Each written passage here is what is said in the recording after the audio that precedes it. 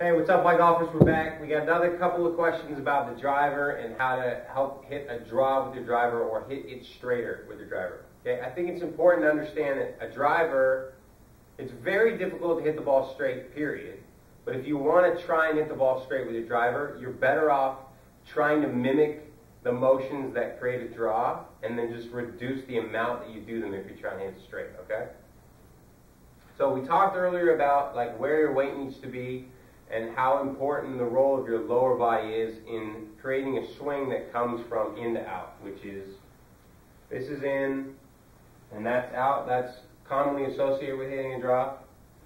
And the opposite of that, for those that are brand new to golf, is a swing that goes from out to in, okay? That's generally when the ball, if you're right-handed, that's generally when the ball slices off to the right. Now you want to avoid doing that because a slice, generally speaking, goes the shortest and rolls the least. You hit a driver far, you want to launch it high, you want to hit it solid, you want to launch it high, and you want it to, when it lands, you want it to run, okay? So I got a couple of different drills and things you can try out, and obviously if you're having any issues with this stuff, hit us up on Twitter or check out ygolftv.com and post a question. Hopefully we can get around and answer it for you. But, you know, think of it like this. If you're not hitting your driver solid, you want the idiot-proof, I can just set up like this and it's going to increase the likelihood that I'm going to hit solid way to swing. And then when you start hitting it solid, then you can modify your swing and make it more dynamic. So, you know, if you're learning to ride a bike, you're not starting on a motocross bike, you're starting on like a tricycle with training wheels. And it's not that you're not ever going to be balanced, but you need to figure out how to use the bike first before you can, you know, not concern yourself with falling over and scraping your knee. So, similar to golf, if you're not hitting it solid all the time, you need a basic swing that's going to work.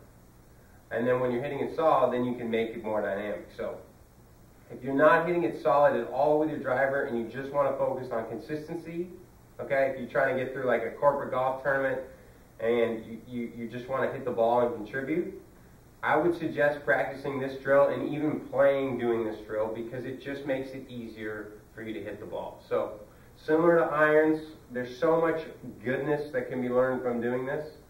All right, what I'm going to suggest and recommend is that you get set up with the ball in line with your left big toe, okay, or left heel, your call, whatever.